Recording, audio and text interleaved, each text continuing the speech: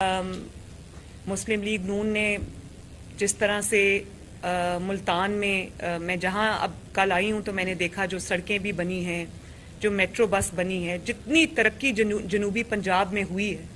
मुस्लिम league नून ने नारा नहीं लगाया, सिर्फ मुस्लिम लीग नून ने आगे बढ़कर खिदमत की है लोगों की।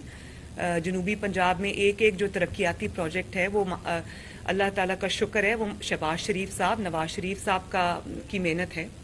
और आइंदा भी मैं चाहती हूँ कि जनूबी पंजाब जो है वो पंजाब के हर हिस्से की तरह, बाकी हिस्सों की तरह, बल्कि उनसे भी तरक्की में ज़्यादा हो।